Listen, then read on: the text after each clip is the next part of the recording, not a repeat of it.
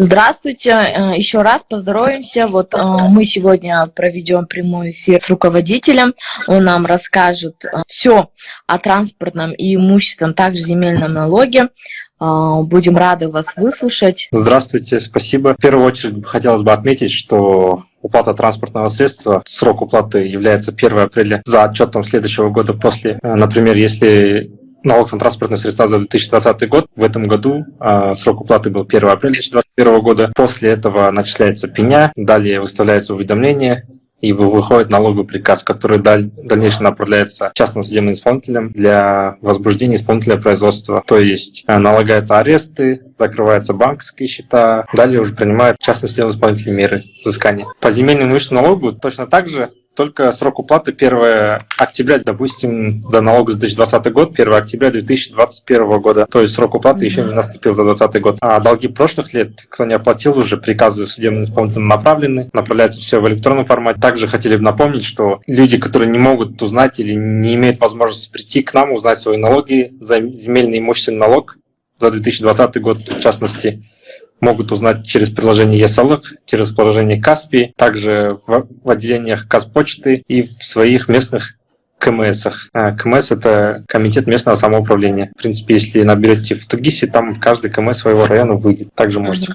Оплата по Каспи сразу поступает или это занимает? Оплата по Каспи поступает от получаса до 2-3 часов. Это как Каспий обработать и так далее. Обычно быстро поступает Каспий, моментально. То есть, в принципе, в тот день, да, получается? Да, в этот же день, да, поступает оплата.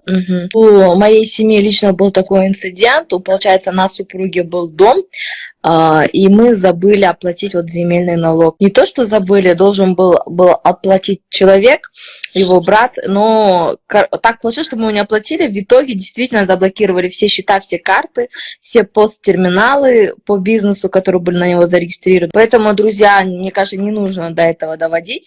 Это еще у нас было в преддверии праздника Наурыз. Видать, надо было в октябре закрыть, да? А в феврале уже обрабатывалось. И то есть там еще мы потом ждали выходные, пока подключат. И мы сами лично столкнулись с таким инцидентом. Что будет, если не оплатят, допустим, транспортный налог, да? Потому что авто же у нас очень много в городе, и автовладельцев тоже. Как я уже говорил, если не оплатят транспортный налог, после вручения уведомления, после вручения налогового приказа, материалы передаются частным судебным исполнителям. У них уже меры взыскания это уже такие более пожестче. От ареста вплоть до изъятия они могут сделать. Например, да? Авто, да. Если вы арестуют, если вы там не платите, у них там какие-то свои, пусть не ошибаюсь, 2 месяца, если за этот период вы не оплачиваете добровольно, то они могут в судебном порядке ваше транспортное средство изъять. То есть прям серьезно, да? Да, лучше оплачивать, чтобы не возникали лишние проблемы. И также, если, например, материалы передали судебным исполнителям, судебные исполнители за свои услуги, они берут, если не ошибаюсь, 25%. То есть, если у вас, например, был долг по транспорту 100 тысяч, и материалы передали судебным исполнителям, и они с вас взыскали, вы оплачиваете налог 100 тысяч, пеня, которая набежит, девушка пишет. И помимо этого еще 25% судебные исполнители за свои услуги возьмут. То есть там приличная сумма выйдет, да? Приличная сумма, да, лучше вовремя оплатить, зато все будет спокойно и тихо. По срокам, в принципе, вы нам уже сказали, когда платить земельный налог, да, это октябрь месяц, а налог на имущество? Имущество также, земля и имущество на октябрь месяц. С этого года земельный налог начисляется на налог на имущество, то есть КБК объединенный. Теперь полностью имущественный земельный налог оплачивается на один КБК. На КБК имущество 104, 102. В принципе, уже начисление... транспортный у нас получается в апреле, да? Транспортный, да, срок уплаты 1 апреля. То есть за 2020 год срок уплаты уже прошел. И еще скажите, пожалуйста, например, все задолженности можно отследить на Каспи. Точно знаю, да? Надо же иногда бывает, порой уведомления приходят. Что для этого нужно? Ввести ИНН или номер машины? ИНН. В Каспи вводите ИНН, и полностью по вашим ИНН выходят ваши долги. Все задолженности, да? Какие да, все задолженности. По земельному, по имущественному, по транспортному налогу. Начиная от какой суммы, возможно, уже будет блокирование карт, счетов? Какая сумма должна быть? Судебные исполнители работают по сумме от 1 МРП и более. От 1 МРП и более. Да, это ежегодная такая сумма. Понятно. Есть ли какие-нибудь изменения, то есть суммы оплаты налогов? Или в этом году, допустим, какая сумма на транспортный налог? Были ли изменения? Транспортный налог всегда так же, он не меняется. считается по МРП, по объему двигателя. И каждый год он растет, потому что МРП с каждым годом также растет. Мгм. А земельный и Земельный налог имущественный? считается только по квадратуре, он фактически не меняется каждый год, а имущественный налог, согласно сведениям БТИ, нам предоставляет оценку, например, какая-нибудь квартира, нам предоставляет оценку на эту квартиру, и с этой оценки высчитывается имущественный налог. И еще хотела вам такой вопрос задать. Например, допустим, если дарственная, она 1 год не облагается налогом? Например, если вы дарственное получили, нет, там налог она облагается сразу, как вы дарственное получили. В плане того, что если, например, вы получили дарственное в течение года, если вы продали, то от разницы суммы, например, в дарственное вы получили, оценка у вас, например, скажем, 1 миллион, продали вы, например, скажем, за 5 миллионов, и от разницы 4 миллиона у вас будет облагаться 10% налог. А когда вот, допустим, если ты не продаешь в течение года? Если не продаешь в течение года, то по истечении года уже налог не будет облагаться. Это называется налог на прибыль.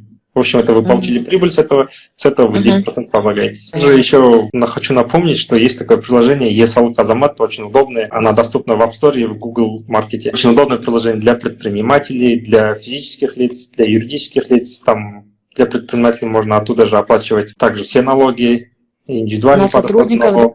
На сотрудников, да, там можно все оплачивать, очень удобно. А для физлиц очень удобно в плане того, что они могут зайти посмотреть предстоящие платежи, например, налог на имущество за 2020 год, у которого срок уплаты 1 октября 2021 года, они могут туда зайти и, в принципе, там увидеть, что вот у них вот такой налог, и там же через этот электронный кошелек могут оплатить. Да, даже если электронный кошелек? Да, ну вот электронный кошелек, он пополняется, туда через Каспий можно также туда деньги пополнить, и через него оплачивать все налоги, даже как индивидуальный предприниматель. А платежки тоже так же сохраняются, что, например, да, допустим, если ежемесячно за сотрудника платишь? Да, там все сохраняется.